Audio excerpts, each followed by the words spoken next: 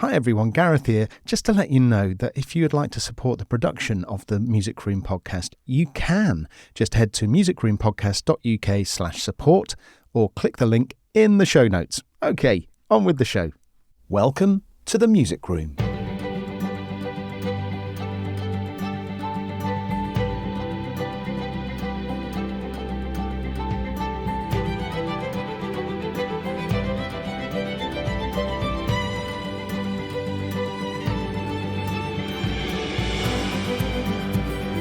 This time in the Music Room. I used to lock myself in my room and she kind of used to coax me out with, $2 coins and say, look, if you sing this Little Mermaid song, you can have your treat early this week. Wow, monetizing your art at a very early age. Amazing. I guess it did. Welcome to the Music Room, where I chat with professional composers, songwriters and musicians about their music lives before going back in time to find out how it all began for them. I hope this show will resonate with you and maybe even inspire you with the item and advice that will be left in the Music Room later on. In this episode, I'll be chatting with singer Amelia Jones. I say singer rather than soprano because Amelia is so versatile. She loves to perform early music, but she's also sung on gaming soundtracks. So I'll be asking her about those different approaches. Anyway, first up is Music Stories. Music Room guest Alex Baranowski has scored the music for The Teacher, a shattering work that feels as current as today's headlines. Directed by Farah Nabolsi, The Teacher will be shown at the San Francisco Film Festival on the 26th and 27th of April 2024. Trent Reznor has been talking streaming inequality in GQ. He said, I think the terrible payout of streaming services has mortally wounded a whole tier of artists that make being an artist unsustainable. And it's great if you're Drake, and it's not great if you're Grizzly Bear. Great band, by the way. And the reality is, take a look around. We've had enough time for the whole all boats rise argument to see they don't all rise. Those boats rise, these boats don't. They can't make money in any means. And I think that's bad for art. And Trent, I for one agree with you wholeheartedly. And those were the music stories.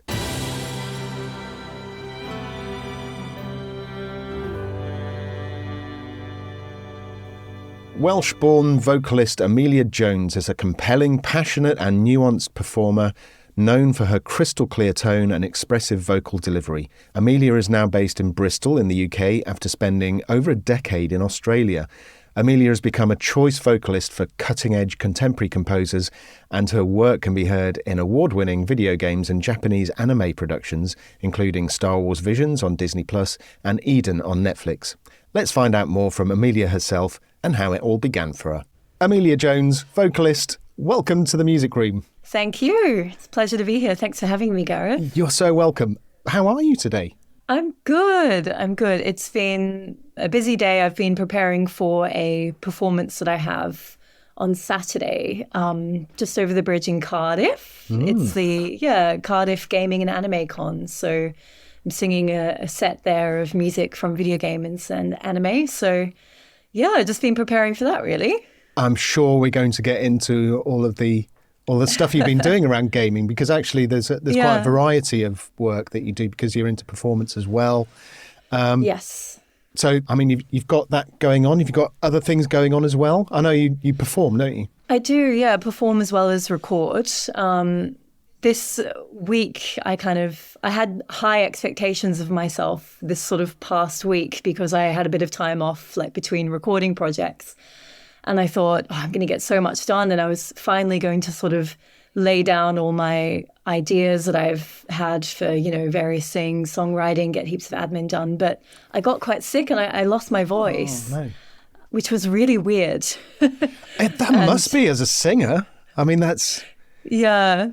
It'd be like a guitarist losing control of their hands or something. Yeah, I'm sure we could go into, all sorts of metaphors. Has that happened to you before? Years and years ago, but it's never been really as significant as it was at this point because, like I said, I was just so excited to kind of finally have some downtime in my studio and really make some leeway and all these ideas that I have ideas at really strange times for for songwriting. Like I'll, for example, be kind of in the sauna and I'll have this idea for a song and I'll have to run out of the sauna and record a little voice note on my phone. Or I think my favorite one recently is when I was on holiday in Portugal and I got this horrible bout of food poisoning and I was in bed and I couldn't, do very much of anything, but I came up with this whole idea for a song and sort of recorded it and sent it over to a composer friend of mine. And he was like, oh yeah, this is actually really great.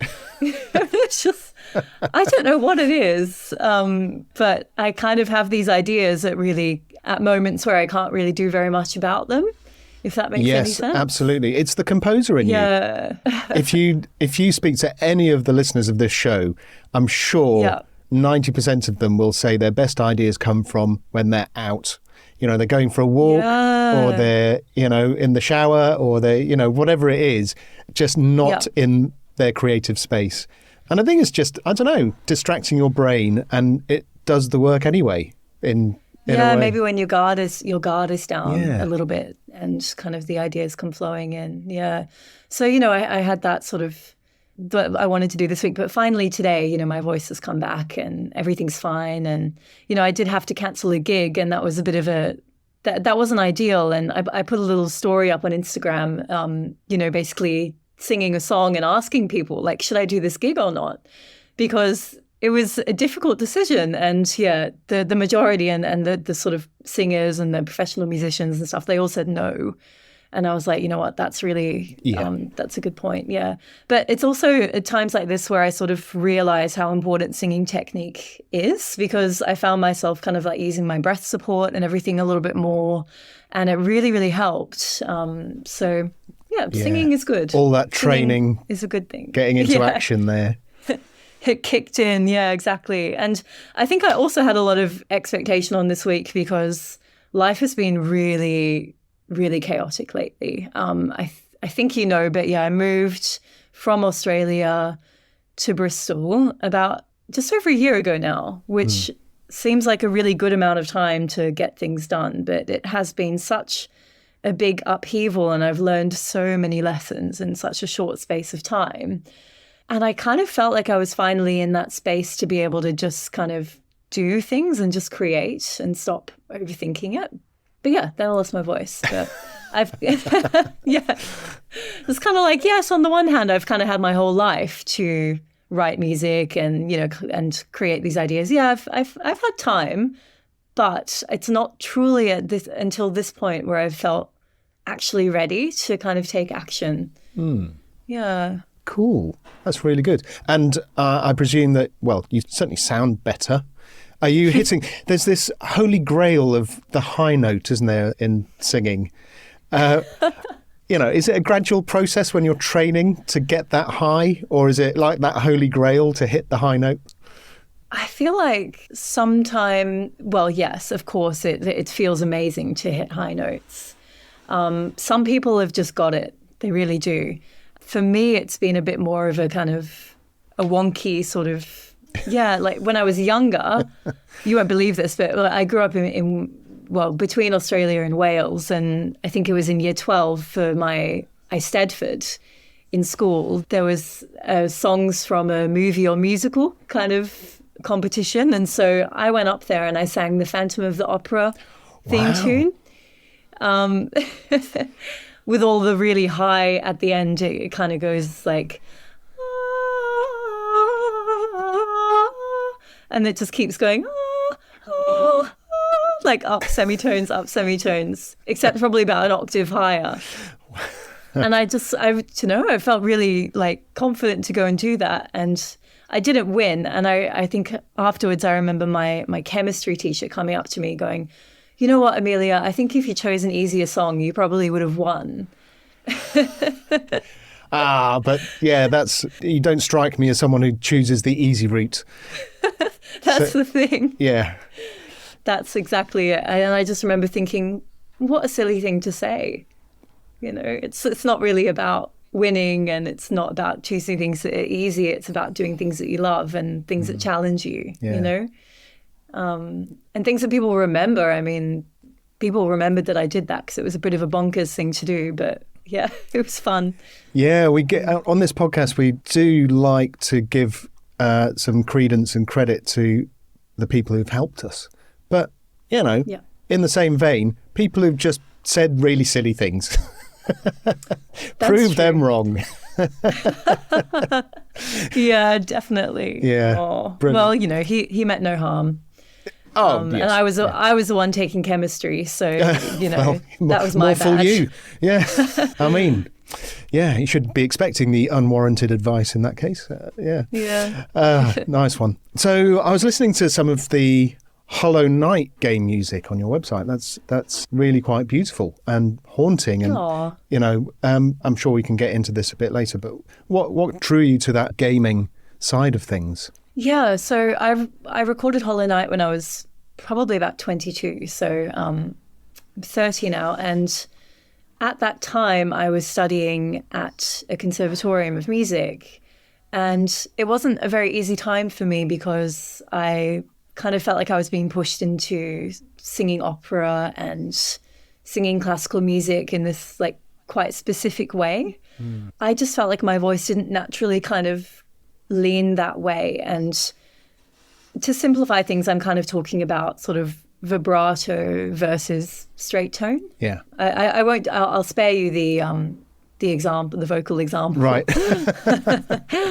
But there were just, anyway, when I was studying in the conservatorium, there were kind of a lot of things that drew me towards singing like the modern composition students' content rather than kind of doing, you know, the Puccini and all of the sort of operatic stuff everyone else was learning. I just absolutely love working directly with composers. I love being able to talk about someone, about the intentions behind their music.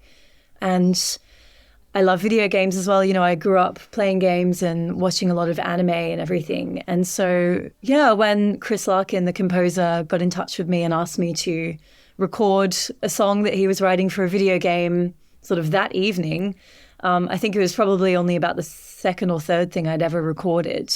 I'd done one video game and like a short film before that. And so I was delighted, you know, absolutely delighted. And you're right, it's a beautiful piece of music, City of Tears, and one that has gone on to resonate with millions of people. Yeah, just a few days ago, actually, I've been chatting to Chris and saying, you know what, I really would love for my name to be on Spotify because I've been credited for the track, but for some reason all those years ago, we just didn't think to put me on Spotify. So anyway, now my name is there on Spotify alongside the track, and it's got, about 17.5 million streams. Wow, amazing. Yeah. Amazing. I think I get it. You know, you have two sides where one day you might be singing Purcell in a performance and you're acknowledging the past and the amazing work that's been done by composers of days gone by. But on the other side of it, you're creating music that will carry on, and you know, it's the future. So you're kind of acknowledging, yes, it's really, I think it's a lovely way to be. Oh, well, and you know what, it's just an absolute honor and privilege. And, you know, I won't lie, I'm extremely fortunate that I sort of, it's not that like I fell into it, you know, I did make steps to guide me towards this industry, but I do feel incredibly fortunate because it's an amazing industry. It's been incredibly welcoming for me, and it has been a bit of a lifeline as well, like in terms of the move that I've had. Because when I was living in Australia, I was doing probably far more performing than I was recording. And, you know, I had my network there and people were phoning me up and hiring me for things. And I kind of just went with the flow a little bit. But then with such a jarring move halfway across the world and in an industry like classical music, where it's so important in terms of who you know, it's been quite difficult to continue my momentum of performance that I was creating. And you know, I plan to keep sort of plodding away there for sure. But yeah, I've been focusing a lot more on recording because I have realized that I love it and I get a lot of freedom in the studio. And wherever life takes me, it will kind of always be there as well, which is just so incredible. Awesome. Well, you mentioned Australia. There's a whole story there. I think we should go back in time and find out what it is. Are you ready? Yeah. Let's cue the sort of...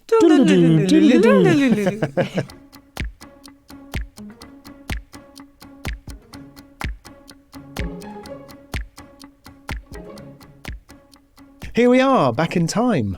Yes. So, Amelia, you mentioned Wales there in previous section. How did it all start for you? What are your first memories of music back in Wales? Yeah, so, well, first memories of music back in Wales. I was born there and then I left when I was 3. Right. But my dad's a really good singer, and so he probably sang the Eagles or Tom Jones to me or something when I was very young. I'm willing to bet that. But probably, my earliest kind of memories was when we moved to Perth, Western Australia. My mum started teaching piano from home, and so that was really wonderful. And she'd play, Chopin and Debussy, and then she started roping me into these kind of Disney songs with her whenever people would come and visit the house. And I was excruciatingly shy as a child. I used to lock myself in my room, and she kind of used to coax me out with, $2 coins and say, look, if you sing this Little Mermaid song, you can have your treat early this week. Wow, monetizing your art at a very early age. Amazing. I guess it did. I suppose it did start quite early, didn't it? Yeah, and so for the most part, I was mortified by that. But obviously, it did start sort of the cogs in my brain of, I really love singing. Mum also had this album which she always played in the house by a singer called Neil Sedaka. Have you ever heard of Neil Sedaka? I mean, no, I'm way too young to know who Neil Sedaka. Oh. Yes, yeah, absolutely. I think in my mind I'm sure he is. I really need to look into him again, sort of. Yeah, kind of a crooner as an adult. Yeah. Yeah, but he had this whole album where he was basically reinterpreting famous sort of piano melodies, and he would add lyrics to them. So, say like Moonlight Sonata, for example, I can't remember what it was, but he would interpret it and add lyrics and sing it. And I really loved that. And I think that album really inspired me because I'm all about sort of crossover and reinvention and doing things that are a little bit different. So yeah, that album was really quite good for me. And then, also we listened to a lot of Led Zeppelin at home and a lot of Handel's Messiah. And the Beatles, when I sort of really started becoming obsessed with them when I was about 12 or 13, they made me realize like just how excellent music can be as well. So there's a lot there. So you were singing at a very early age. Did that then lead on very naturally to the training, the lessons? Not really. I did take some lessons and I got really involved in sort of musicals at school, and I played clarinet and I played piano. But in terms of sort of deciding I'm going to be a singer, that came when I was about sort of 19 or 20, which seems quite early in retrospect. But I did sort of waste a little bit of time attempting a law degree for a year before I decided that I was going to sort of take the plunge and go to a conservatory. And there are so many reasons for that. I remember hearing Dido's Lament by Purcell for the first time, and it kind of hit me like nothing had ever really hit me before. I just found it so powerful. And then I heard Jeff Buckley singing it, and I was like, that's really cool, And I think all these little puzzle pieces, as well as me kind of joining a choir when I was studying my law degree, and that sort of being the only kind of like respite and safe haven and magical place for me in that time, that kind of made me realize, when I was in that choir, I was like, I really just need to sing, because you just never really know what life is going to throw at you. And I could just feel like, and I should mention as well, at that time, I'd moved from Wales to Australia by myself, and I was 18. And so I'd kind of left my family behind, and it was all sort of very dramatic, and there was a lot of change. And I really did feel like, when I would start to hum or sing, then endorphins would just kind of rush through my body. And I just feel so much better. And it was like this really powerful thing. So I'm really glad that I listened to myself there. Yeah, fantastic. So what was it like learning at the conservatorium? Yeah, well, when I told my mum that I was going to study classical singing, she said to me, and this will always stick with me, she was like, but Millie, people call me Millie, but Millie, you don't even like opera, is what she said to me. And in a way that was kind of true. I mentioned that I was obsessed with like Dido's Lament, which is from an opera, but that's more kind of like early opera, Baroque opera, as opposed to what we might perceive as kind of stereotypical opera from the more like classical era. It was tough at the conservatorium for me. I was not a very popular student, I think, with my teachers. And I didn't do very well in my vocal exams. In fact, I kind of got worse and worse, in terms of my marks. And I think I mentioned earlier about vibrato. So there's a lot of quite natural kind of straight tone in my voice. And a lot of singing teachers don't perceive that as healthy. They think that sort of a big vibrato-y sound is more healthy. And that's what they try to encourage. And so I kind of just felt like I was being sort of manufactured and they were kind of trying to change my sound a little bit. Mm-hmm. The main thing that I struggled with is that when I would hear all these like incredible songs, so for example, like German Lieder or French Melody or English art song, I would get so excited thinking about all of the tonal kind of possibilities and that I could make with my voice. Whereas I think with these kinds of art songs, a lot of what is celebrated as singers is to sort of sing them in a very particular way, like all the sort of the famous recordings or with vibrato the whole time or the dynamics exactly as they are on the page. But for me, I wanted to sort of add in a bit of breathiness here and there or start on a straight tone and bloom. And I remember being in a lesson once singing a piece called Après un rêve by Fauré. And it's the most like exquisite piece of music in French. And I get so meticulous, like I translate things and I read between the lines. And this one line of the song goes, return, return, sunlight. Reviens, reviens, radieuse. And the radieuse, I kind of started on a straight tone and then I was going to blossom into this incredible vibrato. I had it all planned out, and I was really excited to sort of blow my teacher away with my artistic interpretation of like, it's going to, come up like a sunrise. But she stopped the entire lesson and she got so angry at me and said basically, Amelia, I just cannot conceive of why you would sing the word radiant in a straight tone. I will never understand that. She may as well have said, Amelia, if you'd sung a Disney song, you would have got better marks. Yeah, exactly. Oh, how strange. So, yeah, I just feel, and this is why I'm drawn to early music as well, Baroque music, is because, and contemporary classical music and the soundtrack stuff. Because for me, the parallels with those styles is that as a performer, we are allowed the freedom to interpret. And we are even sort of encouraged to improvise a little bit as well, especially with Baroque music. So basically, within a Baroque structure, there's like an A section and a B section, and then an A section that returns.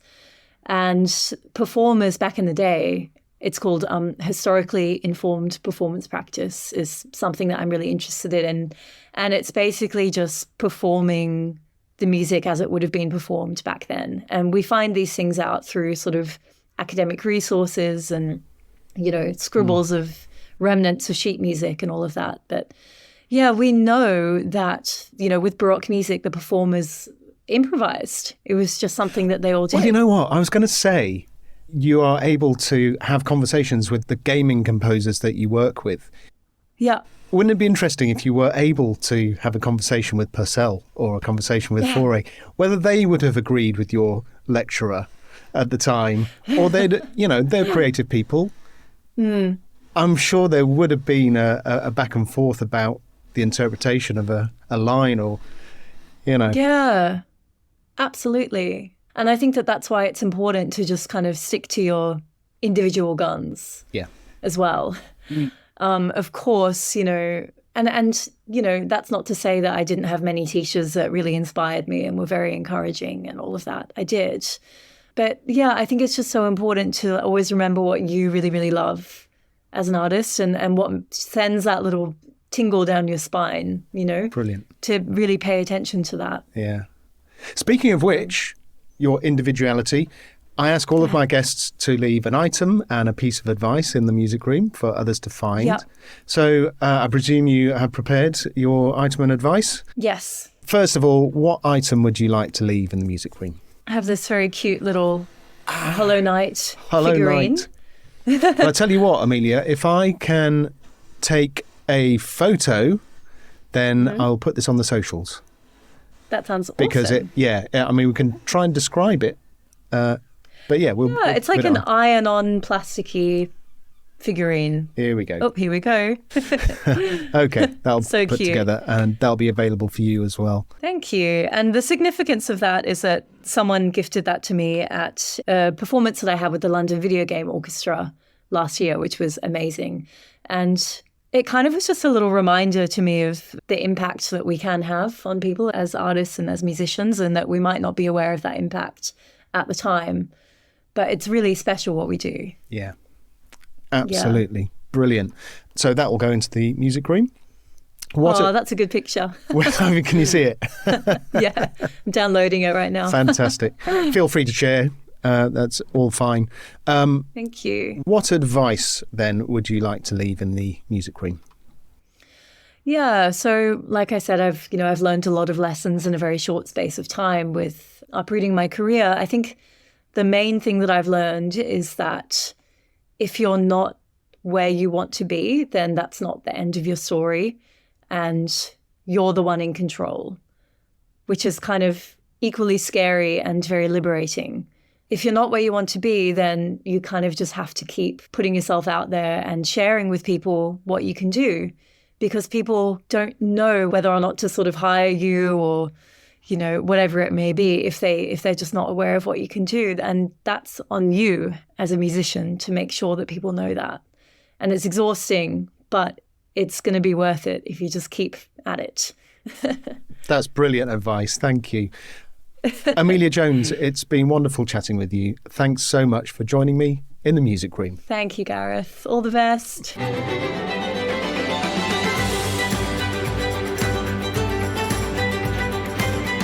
Thanks for listening to the Music Room podcast today. If you'd like to know more about the show or the community that surrounds it, head to musicroom.community. The link is in the show notes.